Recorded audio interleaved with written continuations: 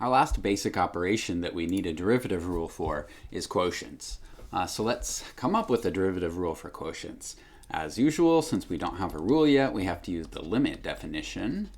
So that's going to give us the limit as h goes to 0 of the quotient function f over g at x plus h minus the quotient function f over g at x over h. What is the quotient function? Well, the quotient function is just the function that plugs this x value, x plus h, into f and g and then divides the results like this. So f of x plus h over g of x plus h minus f of x over g of x all over h. And then we have to, come up with some way of evaluating this limit.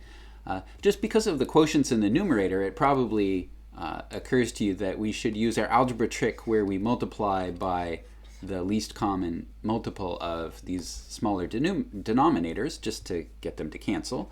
So let's multiply by g of x plus h times g of x over g of x plus h times g of x. Okay, so this gives us the limit as h goes to 0. Now we have to distribute this in the numerator. We have to distribute to both terms. When we distribute to the first term, the g of x plus h cancels, and we get f of x plus h times g of x. And when we distribute to the second term, the g of x cancels, and we get f of x times g of x plus h. And this is all over h times g of x plus h times g of x. All right. Now, based on our experience working with the product rule, we kind of have hopefully we have some sense of the pieces that we're missing to come up with terms that should simplify to or terms that should come to the derivative of f and the derivative of g. So, here's a term with f of x plus h times g of x. So to get a term, we need some term that has minus f of x, right, so that we can get it with this f of x plus h. But we can't use this term here because we need to be able to factor out this g of x. So we should have a minus f of x times g of x term. And we can have that, but we have to pay the price by also adding it. So plus f of x times g of x. Okay, so now let's regroup things. So limit as h goes to 0. So I'm going to take these two terms first. So f of x plus h times g of x minus f of x times g of x. Okay, and then these two terms in blue here, those, right, that has g of x plus h and g of x. So we can if we put those together, then we'll be able to factor out the f of x. So f of x times g of x plus h plus f of x times g of x all over h. Okay, so this is the limit as h goes to 0. Now in these first two terms, they have a g of x in common, so let's factor out that g of x, and we get f of x plus h minus f of x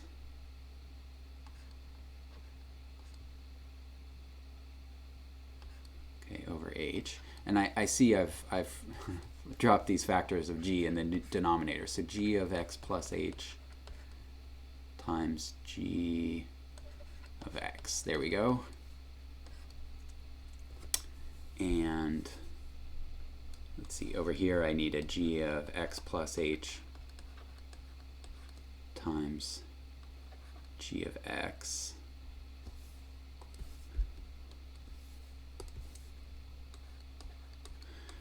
Okay, now you might think it would be a good idea to cancel these g of x's. It turns out that we're going to want this g of x in the denominator, so let's not cancel it for now. If we did cancel it, we just have to recreate it later. So, but let's keep it how it is. And then for this second piece, let's factor out the f of x, but also let's factor out this minus sign. So we get minus f of x times g of x plus h minus g of x over h, and then let's not forget these two bits, so g of x plus h times g of x. Okay, now we can use the limit laws to take the limit of each piece separately. So the limit of this piece is f prime of x. The limit of this piece, well, because g is continuous at x, g has to be continuous at x because we assumed that g is differentiable at x, or we are assuming that g is differentiable at x.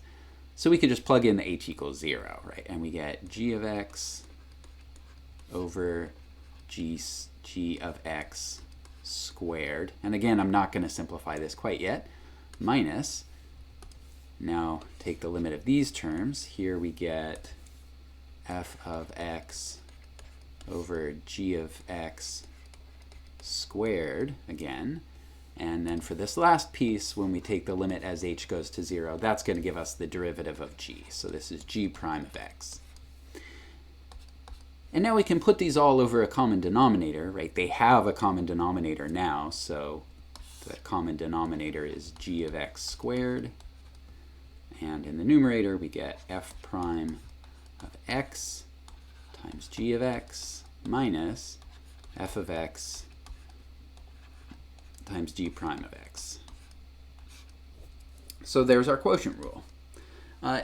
The quotient rule is sort of the messiest derivative rule that we've come up with so far, and there's really no way around it, right? The quotient rule is just messy. In particular, it's kind of hard to remember which term gets the minus sign, the term with the derivative of g or the term with the derivative of f. And the way I remember is, well, we'll see this later, but this minus sign is somehow associated with the denominator. That's what made this minus sign show up. But g is the term with the denominator, so it's the term with the derivative of g that ought to have the minus sign. Okay, so this is sort of the long version in Newton notation for the derivative, for the quotient rule, right? Derivative of f over g is f prime times g minus f of x times g prime of x all over g of x squared. If we write this in Leibniz notation, it doesn't really look any better. So derivative with respect to x of f over g is df dx times g minus f times dg dx over g squared. And as usual with Leibniz notation, we're kind of suppressing the fact that everything is really a function of x. All right, so let's look at some examples of using the quotient rule. The quotient rule is really nice because, right, since we already know how to take the derivative of polynomials, well, rational functions are just the quotient of two polynomials. So using the quotient rule, we can take the derivative of any rational function. So let's take the derivative of this one. The numerator is in red, denominator I'm putting in blue here. So remember the derivative of this function, it's going to be derivative of the blue one. No, that's backwards. It's going to be derivative of the red one times the blue one minus the red one with no derivative times the blue one with a derivative over the blue one squared, right? That's how it goes. So we need to take the derivative of 2x minus 1 times x plus 3 minus 2x minus 1 with no derivative times the derivative of x plus 3 all over x plus 3 squared. Okay, so derivative of 2x minus 1. 2x minus 1 is a polynomial, so working out its derivative isn't too bad. Turns out it's 2. So 2 times x plus 3 minus 2x minus 1 times the derivative of x plus 2. The derivative of x plus 2 is 1, all over x plus 3 squared. All right, well, the numerator we should definitely simplify. The denominator, we could multiply that out, but I don't think there's any real reason to. The numerator we do want to multiply out because we can then combine like terms. So we have 2x plus 6 minus 2x plus 1 over x plus 3 squared. And now we can combine like terms. So we get, let's see, it looks like the 2x's are gone. And we get 7 over x plus 3 squared. All right, so there's our derivative. For another example, let's find the derivative of this function, square root of x over x squared plus 1. Right, so this is going to be the derivative of the numerator. And when we take the derivative of the numerator, we're going to use the power rule since it's a square root. So let's write it as an exponent there. So x to the 1/2 times the denominator with no derivative, x squared plus 1, minus the numerator with no derivative times the denominator with the derivative, so derivative of x squared plus 1, all over the square of the denominator, so x squared plus 1 squared. All right, so derivative of x to the 1/2, we can use the power rule. So the power comes down, becomes a multiple, so 1/2 times x to the minus 1/2, and then times x squared plus 1 minus the square root of x times the derivative of x squared plus 1. Well, the derivative of x squared is 2x, and the derivative of 1 is 0, so this 1 just sort of disappears. All over x squared plus 1 squared. Now we've evaluated all of the derivatives, so now it's just a question of what kind of algebra do we do to clean this up a little bit. And there is one not totally obvious bit of algebra that we can do to simplify this, and that is multiply the numerator and denominator by the square root of x. And the reason that that simplifies things is when we distribute the square root of x, it's going to, right, it hits this x to the minus 1/2. Well, now we have x to the minus 1/2 times x to the plus 1/2. So those cancel and we just get 1/2. So 1/2 times x squared plus 1 minus, and then when we distribute this 1/2 to here, or sorry, this square root of x over to here, we get square root of x times square root of x, but that's just x. So x times 2 times x is 2x squared. All over square root x times x squared plus 1 squared. And then in the numerator, we can combine like terms. So we've got 1/2 x squared minus 2x squared, so that's minus 3/2 x squared plus 1/2 over square root of x times x squared plus 1 squared. And I guess we could do one more thing. We could multiply the numerator and denominator by 2 just to get rid of these fractions in the numerator. So that would give us minus 3x squared plus 1 over 2 square root of x times x squared plus 1 squared. All right, there we go. All right, for another example, let's see how we can use the quotient rule sort of pointwise. So let's find the derivative of g over f at 2. Well, according to the quotient rule, this is going to be the derivative of the numerator. Now we have to be a little bit careful because g is the one in the numerator here, not f. So we get the derivative of the numerator at 2 times the denominator at 2, so that's f of 2, minus the numerator at 2, so that's g of 2, times the derivative of the denominator at 2, so that's f prime of 2, over the denominator squared, so that's f of 2 squared.